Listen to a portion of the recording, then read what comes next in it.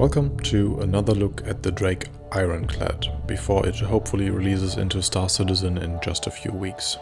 This is the third video in this series. In the first I have shown off the ground floor and hangar.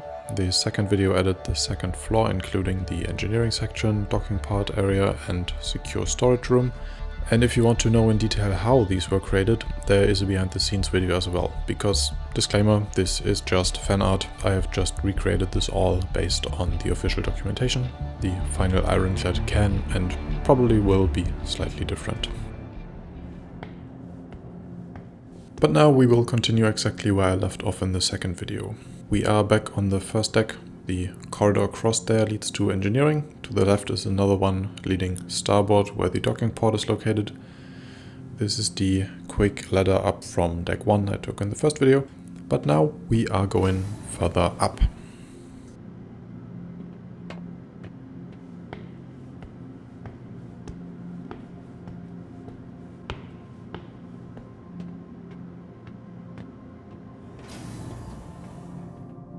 And this angle you might recognize vaguely from one of the monthly report teasers. It leads to one of the most important features of the Ironclad, the command deck. Not to be confused with the bridge, because you will not be able to fly the Ironclad from here, not even with the command module detached. There is a bunch of components and terminals in the back of the room I do not know much more about, but I can tell you that it has 4 seats, and unless you are in one of the 2 front ones, which rise up a bit, you have a devastatingly terrible view.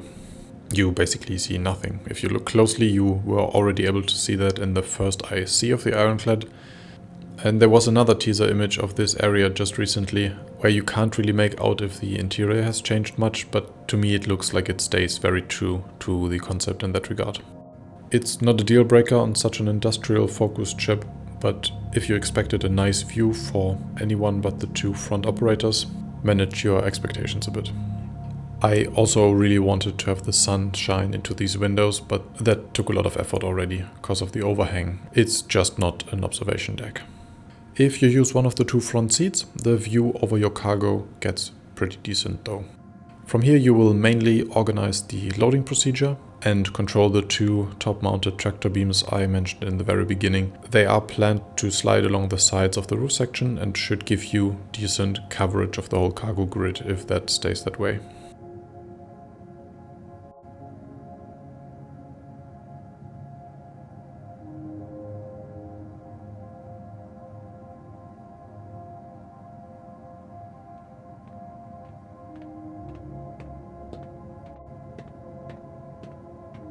Leaving the command deck, we get back to the stairs down and the stairs up next to it. We'll take those in a second, but before that we get to the habitation area. It is what you would expect from a Drake ship. A center room with a bench and a table, a simple cooking station in the back. There might be some screen here, but I would not expect a fancy billiard table. In the back corners are 2 small bathrooms. Just the usual shower-toilet combo.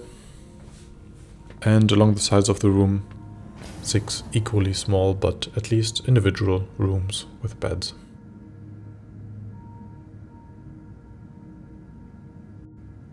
I like the positioning of this area, because if you wake up getting boarded or attacked, you are right across the command deck. And if you already know you are absolutely outgunned, the first door from here will bring you to the 4th floor.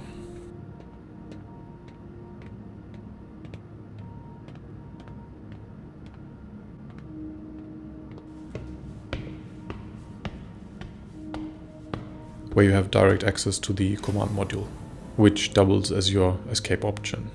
It has already been shown in Evocati on the Caterpillar, with plenty of seats in there. I expect the 2 to be identical. Even though I could see different kinds of command modules that you could switch out for different purposes maybe. And then lastly we get to the captain's quarters. This gets its own bathroom, and apart from that, while it's a bit bigger than the crew ones, none of the concept pieces indicated any kind of luxury here. Not even a nicer bed. But you get not one,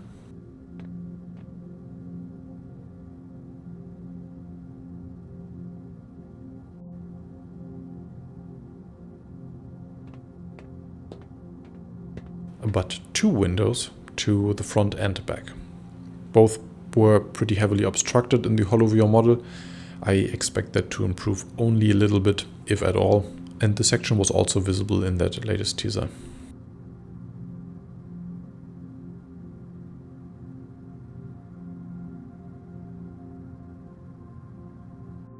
I did not really want to make up any detail in this room that I do not know about, but I think it has the potential to be an amazing place in the final ship.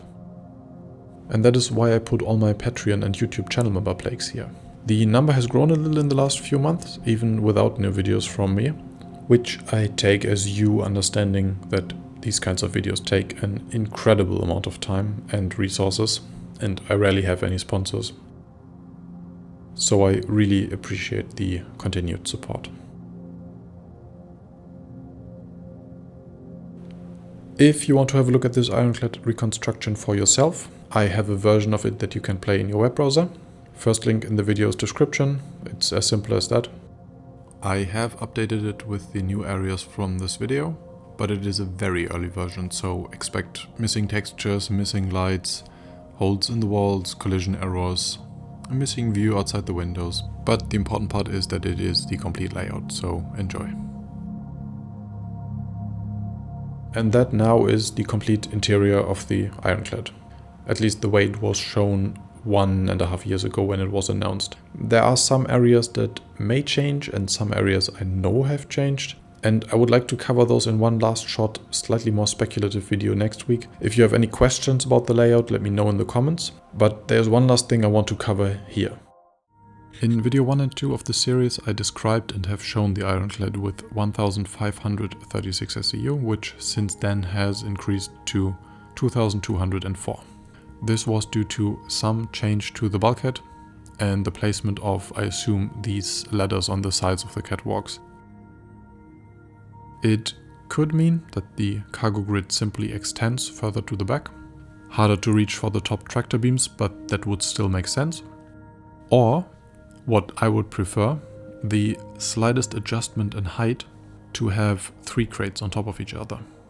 Even though that's not the intention of this ship, that could make the hangar space fit a few more ships, because the Vulture, for example, could be on the brink of fitting in here. Currently, I believe it is a touch too high for that, but it would be an amazing fit, obviously. But there is a slight problem with these new numbers. Both configurations leave a rest. They can't be divided by 32 for 32 SEU crates. I thought about this being the secure storage in the front, but the numbers still don't really line up. So I assume some weird configuration in the front here, or maybe some optional cargo grids in the mule parking area, or maybe even another slight adjustment to the number. Either way, the official number is 2204 SEU, and I hope for a layout with 3 crates on top of each other. But we will find out soon enough. I for myself can't wait to see how it turned out. And now thank you for watching, and see you in the verse.